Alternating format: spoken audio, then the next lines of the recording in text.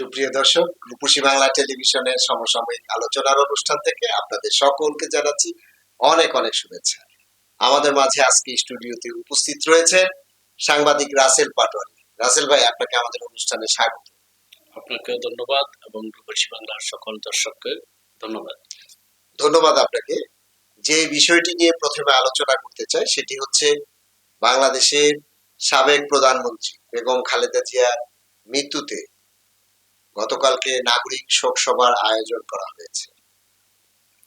ধন্যবাদ। বাংলাদেশের তিনবারের সাবেক প্রধানমন্ত্রী এবং আপসীর নেত্রী বেগম খালেদা জিয়া গত 30শে ডিসেম্বর আমাদের মাঝ থেকে বিদায় নিয়েছে এবং রাষ্ট্রীয়ভাবে গতকাল তাকে এক নাগরিক শোক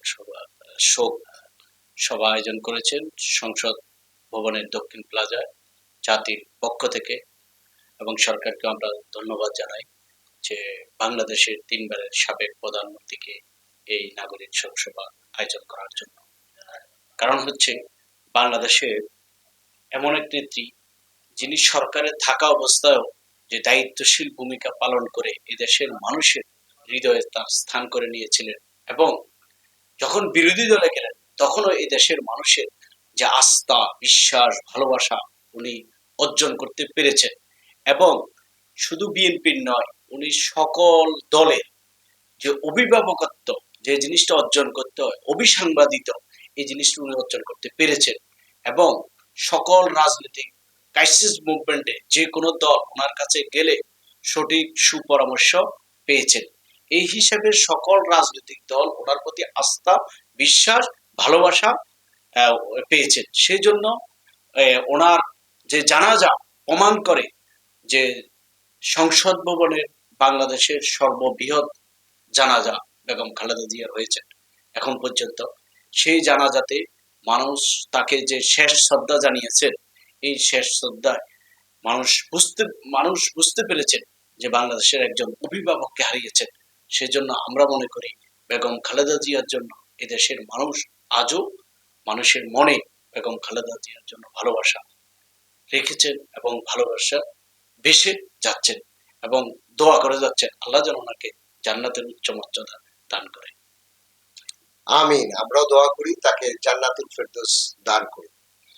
দ্বিতীয় যে বিষয়টি নিয়ে আলোচনা করতে চাই সেটি হচ্ছে 11 দলীয় ইসলামিক জোট থেকে ইসলামিক আন্দোলন বের হয়ে গেছে। এ পর্যায়ে এই ইসলামিক দলগুলোর যে জোট, এই জোটের নির্বাচনে জয় লাভের সম্ভাবনা কতটুকু? আপনি জানেন যে বাংলাদেশে এই 5 আগস্টের পর থেকে 24/5 দুই ভাগে বিভক্ত হয়েছিল। একটি হলো ইসলামিক ভাবধারার লোকেরা একভাবে, আর একটা হলো সেকুলার জাতীয়বাদী শক্তি একদিকে দাবিত হচ্ছে।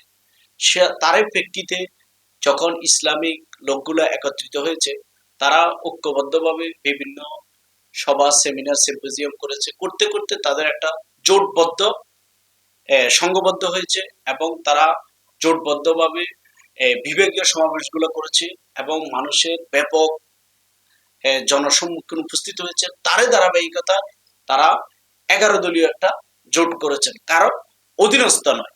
সেটা জামাতও বলেছে যে আমাদের অধীনস্থ নয়, আমরা সকলে ঐক্যবদ্ধভাবে একটা ঐক্যবদ্ধ প্ল্যাটফর্ম তৈরি করেছি।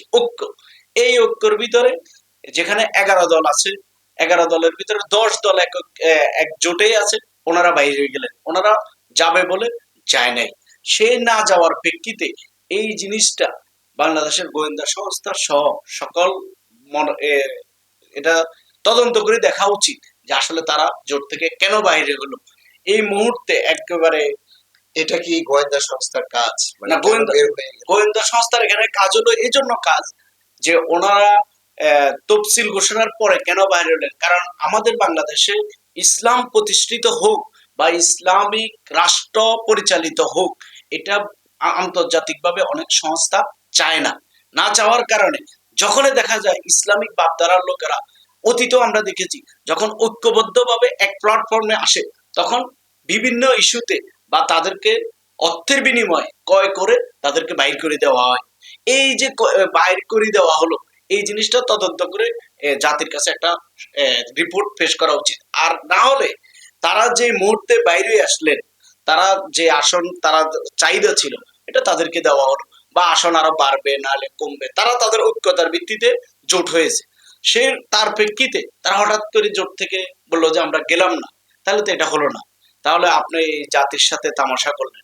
কিন্তু ইসলামী আন্দোলন বাংলাদেশের যে প্রত্যন্ত অঞ্চল থেকে যে আলেম ওলামারা আছে, যারা ইমাম মুয়াজ্জিম, আমরা অনেকের সাথে কথা বলছি, তাদের ভিতরে একটা ঈদের মতো যে একটা আমেজ ছিল, যে ইসলামী এই দলগুলো ঐক্যবদ্ধ হওয়ার কারণে যে আমরা আগামীতে ক্ষমতার কাছাকাছি এসেছি, আমরা ইনশাল্লাহ ক্ষমতায় যাব, রাষ্ট্র পরিচালনা করব, এই দেশের মানুষের ন্যায় ইনসাফের উপরে এই দেশ পরিচালিত হবে।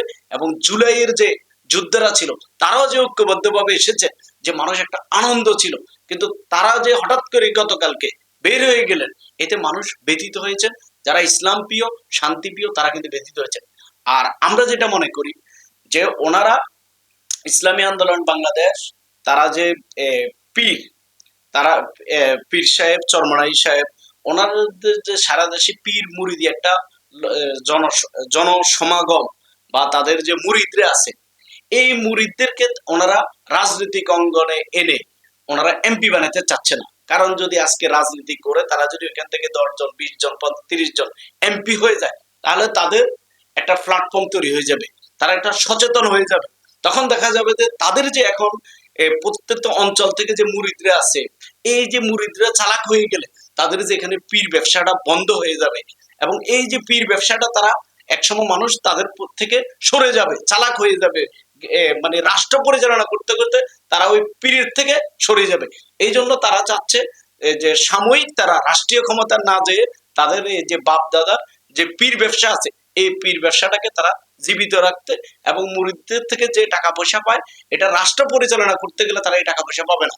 কিন্তু তাদের যে প্রতি মাসে প্রতি বছরে তাদের যে এই পীর ব্যবসা করে তারা যে টাকা ইনকাম করে, এই রাষ্ট্র পরিচালনার চেয়ে তাদের অধিক পরিমাণে বেশি। সেজন্য তারা রাষ্ট্র পরিচালনার থেকে সরে গিয়ে তারা তাদের বাপ দাদার পীর ব্যবসাটাকে তারা জীবিত রাখতে চায়। এই জন্য তারা ইতিমধ্যে যে আসনগুলোর বিন্যাসের ব্যাপারে তারা ডাক্তার সৈয়দ আব্দুল্লাহ মোহাম্মদ তাহেরের আসনে তারা এমপি দিতে চায়। ওনাকে ওইখানে যে জাকির হোসেন নামে যে যে লোককে নমিনেশন সাবমিট করেছে, সে একটা মসজিদের খতিব বা ইমাম। এবং একটা অজপাড়া গ্রামের, কোনোদিন তার নাম বা সে কখনো ফেজেও আসে নাই, তাহলে ওই লোকটাকে জামাত ইসলামের কেন্দ্রীয় নায়েবে আমি ছেড়ে দিয়ে ওনাকে দিবে। তারপরে মিয়া গোলাম পরোয়ার সেক্রেটারি জেনারেল ওনার আসনে চায়, তারপরে জামাত ইসলামের আমিরের আসন চায়, তারপরে হাসনাত আবদুল্লাহর আসন চায়। তো এই যে আসনগুলা যেগুলো জামাত ইসলামের জোটের, এই জোটের যে আসনগুলো বিজয় হবে, যারা হেভিওয়েট প্রার্থী বলে তাদের আসনটা তারা চায়। তাই এক লোক এরকম বাজারে তার মাকে নিয়ে গেছে, বললো যে আমি আমার মাকে বিক্রি করে দিব। আরেকজনে বললো যে ভাই তুমি তোমার মাকে বিক্রি করে দিবা? বললো যে হ্যাঁ আমি মাকে বিক্রি করে দিব। তো ভাই কিভাবে তোমার মাকে বিক্রি করবো? বললো যে আমি এমন দাম চামু যে কেউ যেন আমার মাকে কিনে নিতে না পারে। তাহলে তার মাকে কেউ বিক্রি করা হলো না। তো এখন রাজনীতিতে ওনারা এমন আসনগুলো চাচ্ছে, এমন কিছু চাচ্ছে যে ওনারা জোটে থাকবে না, ওনাদেরকে জোটে রাখতে পারবে না, তাহলে ওনারা থাকবে না। তো এই জন্য ওনারা বুঝাচ্ছে যে আমরা জোটে থাকবো না, এটা ওনাদের একটা সিদ্ধান্ত ফাইনাল। কিন্তু ওই ফাইনাল ক্ষেত্রে করতে যাইয়া তারা বলে যে আমাদের 143 আসনে এই প্লাস আছে। আরে ভাই আপনি 143 আসন যদি পাইয়ে যান, 151 আসন পাইলে তো আপনি নিজে একাই সরকার গঠন করতে পারেন, তাহলে আর আপনি অন্যদের সাথে জোটে যাওয়া নেই। এই জন্য আমরা যেটা মনে করি, ওনারা রাজনীতিও করবে, ওনারা পীরগিরিও করবে, তাই ওনারা ওই ক্ষমতায় যাবে না, ওনারা ক্ষমতার কাছাকাছি থেকে সুবিধাটা নেবে। এই জন্য ওনারা ওনাদের লোকদেরকে রাষ্ট্র পরিচালনা করার যে মেধা, যে যোগ্যতা, এই যোগ্যতা তারা অর্জন করতে দিবে না, এটা আমরা বিশ্বাস করি। ধন্যবাদ আপনাকে। আমরা আশা করব যে এই দেশে সুন্দর সুশৃঙ্খল একটি নির্বাচন হবে, সাধারণ মানুষ সুন্দরভাবে ভোট দিবে, এটা আমাদের প্রত্যাশা। আরেকটি বিষয় নিয়ে কথা বলতে চাচ্ছি, সেটি হচ্ছে যুবদল নেতা গাড়ির তেল ভরে টাকা না দিয়ে স্টেশন, তেল স্টেশনের যে কর্মী তাকে গাড়ি চাপা দিয়ে হত্যা করে ফেলেছে। রাজবাড়িতে এই ঘটনাটি ঘটেছে। আসলে আপনি জানেন যে যদি সিসি ক্যামেরা না থাকতো তাহলে হয়তো এটা আজকে মানুষ জানতে পারতো না। ওই ফিলিং স্টেশনের সিসি ক্যামেরায় এইটার পুরো কার্যক্রমটা ধরা পড়েছে। সেজন্য আমরা জানতে পেরেছি এবং মানুষ খুবই কষ্ট পেয়েছে যে একজন যুব দলের জেলা নেতা, নিশ্চয় উনি অত্যন্ত একটা দায়িত্বশীল মানের নেতা, আর উনি এই 5,000 টাকার তেল ক্রয় করে টাকা পরিশোধ না করে উনি গাড়ি যেভাবে টান দিল, ওনার পিছে পিছে ছেলে গেল এবং তাকে গাড়ি চাপা দিয়ে হত্যা করতে হবে, এমন কি অপরাধ সে করলো? তার থেকে তো আপনি তেল নিলে তার মূল্যটা আপনি পরিশোধ করবেন। আপনি একজন নেতা, আপনি বরঞ্চ তাকে 50 টাকা বকশিস দিবেন, এটা হলো আপনার বৈশিষ্ট্য।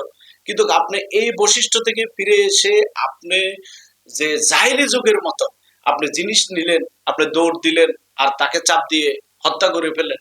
আজকে রাজনীতিবিদদের প্রতি এই যে কার্যক্রমগুলোর প্রতি মানুষের একটা ঘৃণা জন্ম হচ্ছে যে আপনি একটা জেলা যুব দলের নেতা, সাবেক নেতা মনে হয়, সাবেক সম্ভবত। সাবেক হোক আর বর্তমান হোক সেটা বড় কথা না, কিন্তু আপনি তো একজন জেলা নেতা হন, আপনি ইউনিয়নের নেতা হন, আপনি রাজনীতি করেন, আপনি একজন সচেতন, আপনি তার থেকে পণ্য কিনছেন, আপনি তার পণ্যর মূল্য পরিশোধ করবেন, এটা হলো তার অধিকার।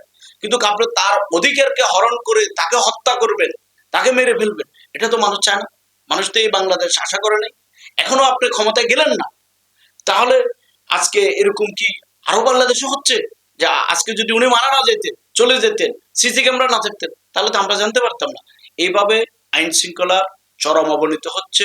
আমরা প্রশাসনকে বলবো, আপনি কোনো রাজনৈতিক পরিচয় বিবেচনা না করে যারা এই ধরনের অন্যায় অপরাধ করে তাদেরকে বাংলাদেশের আইনের ধারাবাহিকতা তাদেরকে প্রকাশ্য তাদের শাস্তির ব্যবস্থা করেন এবং আইনগতভাবে তাদের সাজা ব্যবস্থা করা উচিত এবং এমন সাজা দিতে হবে যে মানুষ একজনকে সাজা দিলে বাকি মানুষরা যেন শিক্ষা গ্রহণ করে এবং এখান থেকে মানুষ যেন নিজের আইন অধিকার বাস্তবায়ন হয় এবং দেশের আইন শৃঙ্খলা পরিস্থিতি যেন স্বাভাবিক হয়।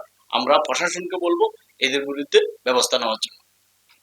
আমরাও আশা করব যে আইন শৃঙ্খলা যে অবনতি হয়েছে সেটার উত্তরণ ঘটবে, প্রত্যাশা রাখছি। এই প্রত্যাশা রেখে আপনাকে ধন্যবাদ জানাচ্ছি আমাদের অনুষ্ঠানে কষ্ট করে আসার জন্য। ধন্যবাদ আপনাকে এবং ধন্যবাদ রূপসী বাংলা টিভিকে। সুপ্রিয় দর্শক, এই অনুষ্ঠানটি যারা দেখছেন তাদের সকলকে ধন্যবাদ জানিয়ে এখানে শেষ করছি। আল্লাহ হাফেজ।